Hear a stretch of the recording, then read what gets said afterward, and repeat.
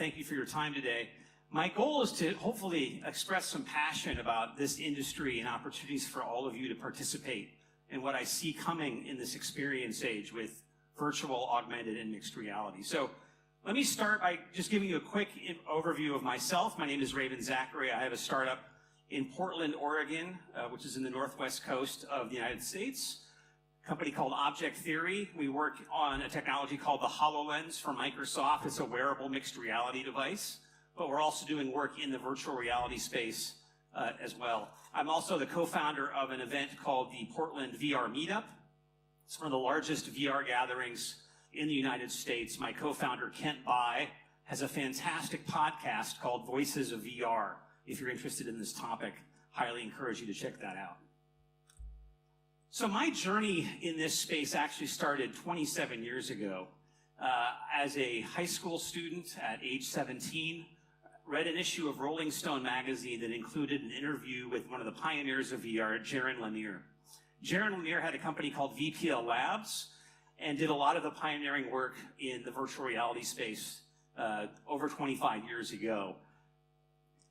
I then convinced a friend of mine who had a car. I grew up in the Midwest in a farming town in Iowa, in the center of the United States, to drive me 2 hours to the capital city to experience this traveling VR exhibit. It was a company, they had a game called Dactyl Nightmare. You can see on the right side. You stood inside this small cage, you put on a VR headset, had a controller, and had an experience in early VR. And I think all of us who really saw this coming out in the early 90s, before the dawn of the internet, really thought that the VR community was going to expand and become a major endeavor in the 90s.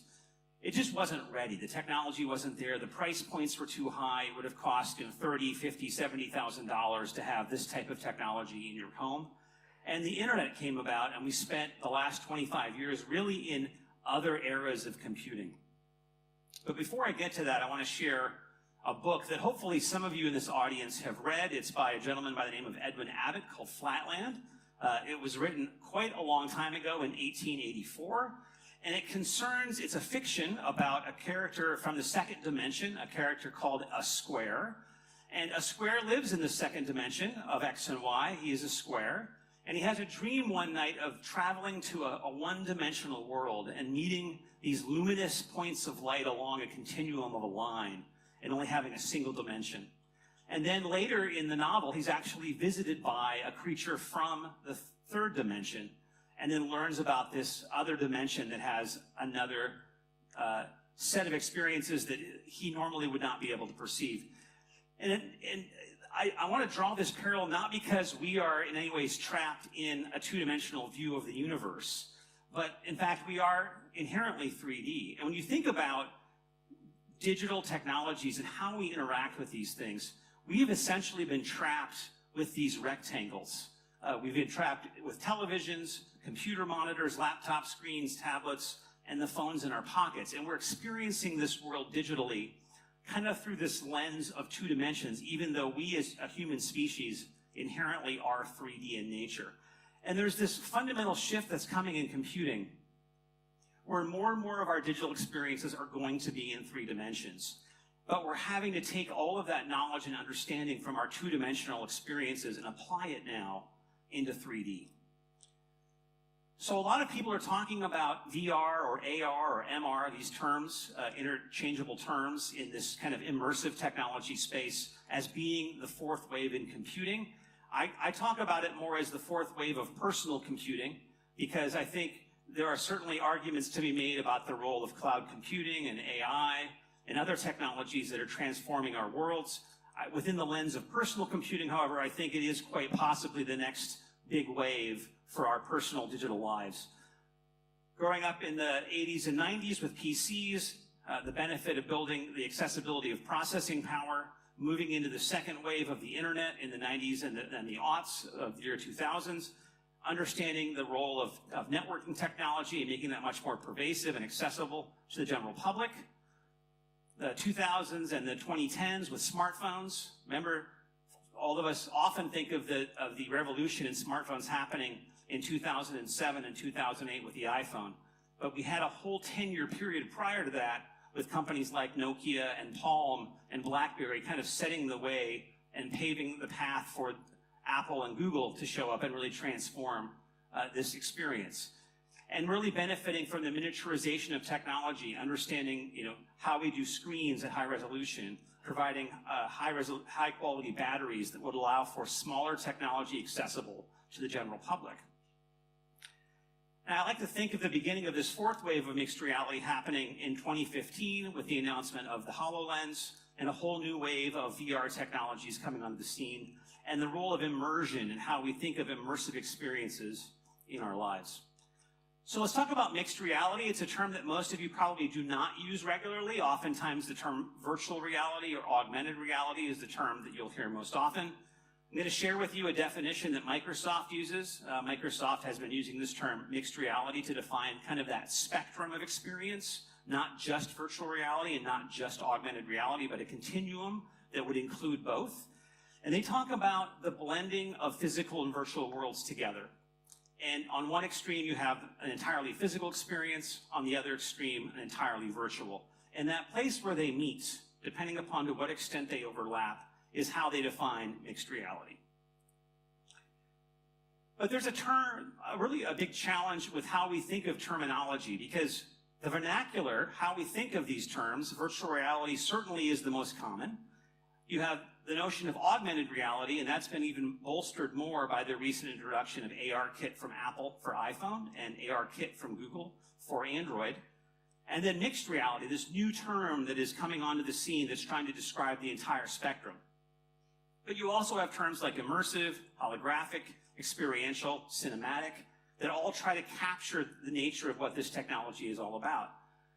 But even more so, you have, for instance, Microsoft intentionally avoiding the term virtual reality, and companies like Apple and Google, much more convinced that augmented reality is the right term.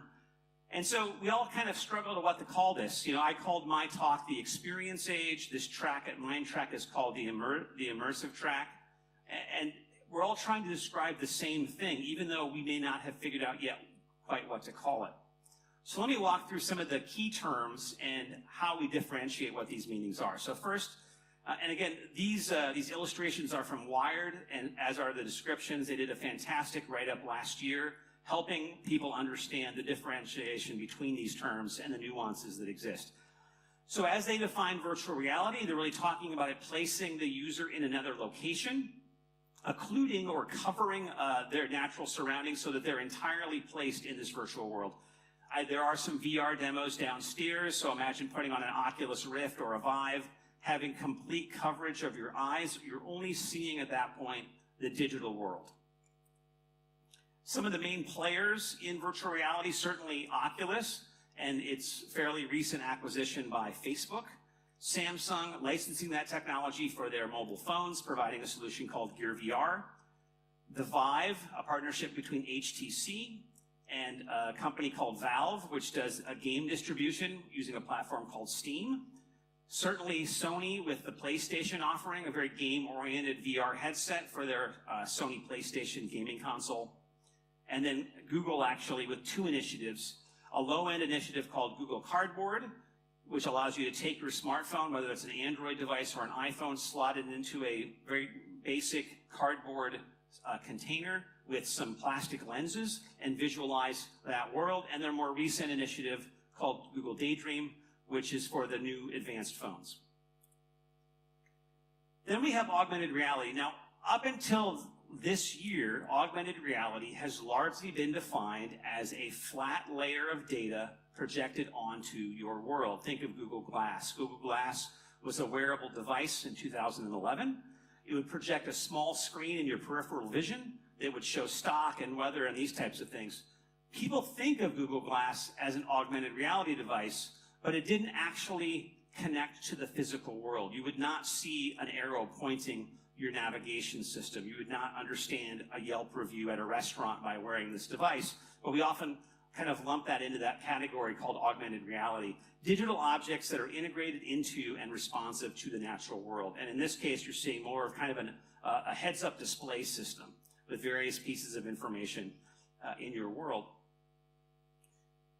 Now, we've had augmented reality solutions on tablets and phones back to 2008 or 2009. Some of you may have even tried those apps where you hold up your phone, you may have to look at a printed piece of paper on your desk that has a marker that then would project up a digital object onto a desk or a table. Well, the technology has come a long way since then. Just yesterday, in fact, Apple released its new iOS 11 for iPhones and iPads that include a technology called ARKit. A number of apps, including IKEA, allow you to do furniture layout in your own living room.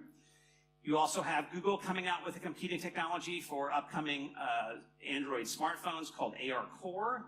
That's also available for download if you're a developer to try that technology out, and some other players like Epson, ODG, Zachary, and the theater. And then there's mixed reality, and the nuance in this term is really the visible natural world is overlaid with a layer of 3D content. Think of me placing a digital object on this table, being able to then walk around that table in three-dimensional space and have that object be in fixed position. It acts and behaves as though it were a physical object, although it really, in fact, is a digital object. And you really have three main players in this space right now. You have Microsoft with its HoloLens initiative. You have a stealth startup called Magic Leap, which has yet to deliver a product to market, but probably will sometime in the next 2 years. And a startup in Silicon Valley called Meta, which currently has a device that is tethered to a computer, but it essentially is a mixed reality device in that it projects and places objects in your physical space. So I want to use an analogy here to kind of define where these technologies are in terms of their maturity, using kind of phases of the moon. So in the case of AR, it's kind of a waning moon. It's kind of coming out of attention. The focus really is shifting more towards more immersive solutions like VR and like MR. It's a market in transition from historically what has been hardware. You had to buy into a custom proprietary hardware solution to do AR. And it's really shifting more towards development tools now and platforms for your phone, in the case of Apple with ARKit and with Google and Android with AR Core. VR is kind of in a half moon cycle right now. It's still very much hardware and platform focused. Oculus has its own hardware with its own dev tools, its own software distribution. The same is true for Vive. And so you're going off in these kind of separate, kind of walled garden approaches in this technology, whereas you have, in other cases, a slowly emerging kind of this software and services ecosystem in the VR space. And then there's mixed reality, a very new technology, kind of waxing, kind of coming in from the side. Still very hardware focused because a lot of the innovation work is being done on the hardware side. Think about Microsoft's endeavor with the HoloLens. It was largely bolstered by the fact that they had spent the prior 10 years innovating for the Kinect, a sensor device that was used for the Xbox that would allow for sensors to basically recognize the human form and do gestural control outward. Think of that technology then flipped around, so you're now wearing that Kinect, and it's projecting out into your world and sensing your world and all of the innovations that they had done prior to 2015 to make it possible. There will inevitably be a platform software and services ecosystem for mixed reality, but these things are still only a couple of years old. So we're in this period of divergence. We have these different technologies that are all overlapping. There's commonality in some areas and very distinct differences in others. And there's a little bit of a tools overlap if you're a developer. There are tools like Unity that allow you to move from one solution to another. But if you're a developer or an entrepreneur, if you're a designer or an entrepreneur, or have a different set of skills or techniques that you do to do your job, there's still a lot of ambiguity. It's not a very mature system for you to work in, and you're having to do a lot of things on your own to make these things happen. So based on this analogy of the moon, kind of what's the new moon? What's coming in from the side that we haven't seen yet? Well, let's talk about convergence, because we're dealing with these technologies that have a lot of overlap, AR, VR, and MR, and there is some common theme amongst all of them around immersion and experience, things that project information and experiences into our physical reality, even though they are inherently digital. Ultimately, what we're going to get to, and this may take 15 years, this may take 20 years, it may take 10. I'm not up here to prognosticate when that will happen, and it largely is based on things that we haven't yet seen, is that we're going to see AR, VR, and MR converge onto a single device. It will be probably some sort of wearable device that you put onto your head that would allow you to then visualize information in your day-to-day life. This device probably would be taken on or off. It would not be the kind of thing that you would put on all day. You know, I've been wearing glasses most of my life, but there's certainly when I sleep, I don't wear them, and there are times when I take them off to read or other things. So think of this device as complementary to your experience, not something that you would then have to kind of buy into a way of living. But you're going to see this essentially converge into one device, this notion of whether it's fully immersive and opaque, or whether it's see-through and projection onto your physical reality. Imagine an ecosystem of competing hardware tools and software in the same sense we have now with the smartphone. You'll have options available to you from different vendors, and there'll probably be a set of common tools below that stack that developers and designers can use to create experiences. There are a set of constraints that are limiting our ability to adopt this right now, namely innovation in optics technology. How do we get photons into the eyes in a way that allows the brain essentially to be tricked, that physical objects are appearing that are inherently digital in our worlds? Battery life, there's still issues. I mean, when you think about the HoloLens, there is one out there being demoed here.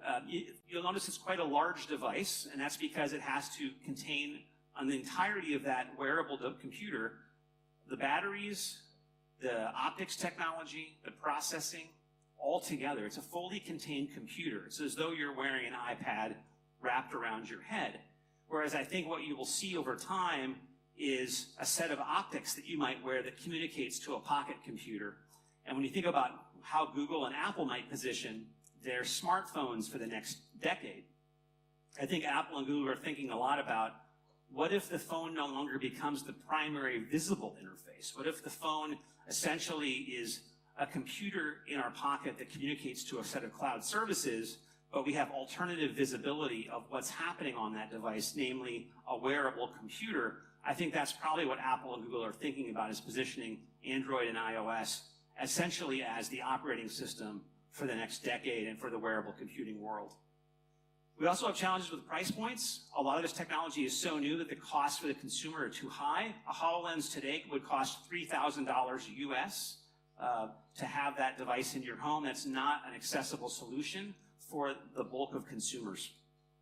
We're also struggling a little bit with the backlash that has existed from Google Glass, the misunderstanding and positioning of that device 5 or 6 years ago, as well as I think some early failures in VR that may have tainted people's understanding of where this technology is ultimately going to go. So let me talk a little bit about my position around MR versus VR, because I've chosen to buy into this vision of MR. It's an untethered technology. I can put it on my head, I can wear it, I can walk around, I can have situational awareness. I'm not going to trip and fall when I'm doing an experience. I can walk across a room. I also can have eye contact with you. When I'm wearing a HoloLens, I can actually look at you eye to eye and have a conversation with you with this device on. It's additive. It takes my existing reality and adds digital information and objects to it. And it's anchored in reality. So it's something that's complementary to my existing experience that I don't have to leave this place and this reality to go to. VR up to now has largely been entertainment focused. That's not going to broadly appeal to the entire market. That has a very specific value in entertainment, but not necessarily to business or other use cases. There's also, I think, a big challenge right now. When you go fully immersive, a fair number of the population is struggling with disorientation and motion sickness. People have different levels of sensitivity to motion sickness. I'm lucky not to have much sensitivity to motion sickness, so for VR, for me, is quite comfortable. But there are others that will, within a matter of seconds, you put the device on and they need to take it off because it's just not comfortable for them. There are certainly, technology is improving in this area. You're seeing a lot of innovation work around improving the issue of motion sickness, but it's still a challenge. There's also quite a gender gap in the VR community right now. And that's something that I think really the VR community needs to be sensitive to. I asked an entrepreneur who does a social VR platform what his breakdown on demographics was of male versus female, and he said he had a 93% male user base. And you cannot have truly transformational technology in this society when you have a technology that appeals to a 93% male user base. So something has to happen there. I think if the VR community wants to be broadly appealing, they need to look at content and experiences which are appealing to women and are not just focused on the male entertainment experience. And it's a tethered device. So the challenge today with a VR device is that you're basically sitting in a chair or standing near a computer and offloading that computational power to a PC near you. That in no ways means I am in any way a critic of VR. I think VR definitely has value in society, but I believe that mixed reality and these wearable see-through devices are going to be much more broadly appealing to the market over the next 10 years. And then ultimately we have a convergence, and this argument won't matter much at all because we'll have a device, one device that can do both virtual and mixed in one platform.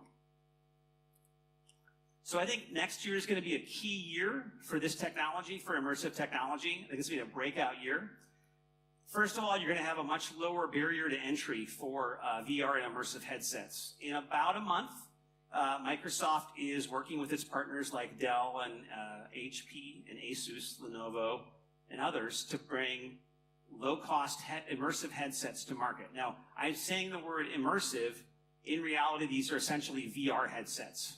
They work with a version of Windows 10 called Windows 10 Mixed Reality.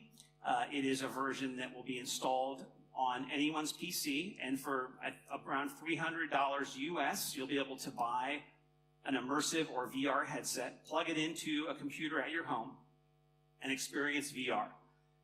Up to now, you generally have had to go purchase a high-end gaming PC, which has a GPU from a company called NVIDIA, a high-end processor, and a set of specifications, and then also go buy a headset from a company like Oculus or Vive.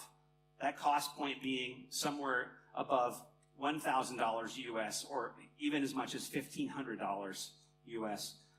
This price point now comes down. In the case of Microsoft's headsets that are coming to market in just over a month, most of you who have a PC at home have enough of a specifications on your existing PC to be able to run this headset. So the cost of entry is much lower. You're going to have more companies marketing this out there, a greater awareness. You know, Dell and HP and all these other companies will be marketing the value of VR in their efforts and providing much more visibility of that technology out there. You're going to see greater proliferation of ARKit on iPhones and iPads, as well as ARCore on Google smartphones by Android.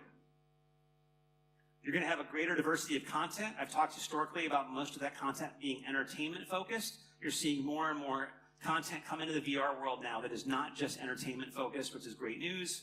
And you're going to see a streamlining of development and design tools for this market. So I spent the last 3 years or so pretty much focused on this technology. I wanted to share with you some things that I've learned myself in that time. So the first thing is, even though we're in these very early days with this technology, the current technology that exists today does really provide value. We have customers, Fortune 500 customers today, using the HoloLens and VR to do business on a regular basis. This technology is mature enough for all of you to really jump in and get involved now. One of the challenges we're seeing is that people are taking two-dimensional experiences and trying to just port them over to 3D. And that's not quite necessarily what the solution ultimately will be. And you saw this with the internet too, is that we took desktop computing and we tried to apply the desktop computing metaphor to the internet in the early days. And we also tried to apply this notion of the CD-ROM, this kind of interactive experience to the internet in the early days. And then we ultimately kind of found our footing and figured out that the medium of the internet had its own specific design and development needs. And you're going to see that happen with VR and AR, even though we're kind of carrying right now some of the baggage forward that we brought with us from the smartphone era. User experience is still highly experimental. A lot of early innovation work is being done right now with VR for user experience, interface design, how you interact with content, but it's still very raw. I'm excited to see what kinds of innovation work all of you might be doing as more and more people enter the space in the years to come. And the other thing that we've learned is that there's a whole set of talent that has existed in the video gaming industry that really understands 3D on a much more fundamental level than many of us who have been building two-dimensional experiences on flat smartphones and computer screens for the last 15 or 20 years. When you think about design tools that user experience and designers use today for the web and smartphones, you think of wireframes. You think of these primitive two-dimensional layouts of content and interface on a flat canvas. In the world of filmmaking, stage plays, and video games, you use this notion of storyboards. You're actually sketching out in 3 dimensions the scene. Who are the actors? Who are the players? What are the objects? What's the narrative? What's the motion that exists from scene to scene? And those concepts actually are much more applicable in 3D development than they are in 2D. So what can all of you do to participate? Well, it's an exciting time to get involved in this immersive technology space. The lowest cost barrier to entry for all of you is to upgrade your iPhone, your iPad, or your Google smartphone and start playing with ARKit if you have an iPhone or an iPad, or start playing with ARCore if you have an Android-powered device. This is a great way to understand what the future technology is going to be with AR, MR, and VR. Consider purchasing an immersive or VR headset, especially as the prices have come down. Even a company like Oculus, an early leader in VR, has brought their price point down considerably over the last couple of years. If you're a developer, highly encourage you to go learn Unity. It's a cross-platform 3D development environment using C# and JavaScript. So if you know C#, the language, or JavaScript, the language, you can get involved right now doing 3D development. The great thing about Unity is it is a common development environment for pretty much all of the platforms that I've talked about. You can build for HoloLens, you can build for the Windows mixed reality immersive headsets, you can build for Oculus, for Vive, you can build for ARKit and ARCore using Unity. So Unity provides this broad flexibility for you as a developer to get involved now in this technology. If you're a designer, start experimenting with concepts in 3D. Download a program like SketchUp, a 3D modeling tool. Start thinking about storyboarding concepts instead of using wireframes to express your ideas. But if you're neither one of those things, be patient. The market is coming, or you can get involved now and really help make that a possibility. It's a really exciting time in technology. We're going to go through this huge fundamental shift from 2D to 3D, and I'm excited about the next decade in technology. Here's my contact info. I'm happy after my talk, I know we're running low on time, to take some questions or meet with you in the back corner. There's a speakers meet and greet area in the back corner of the room. So thank you so much for your time today.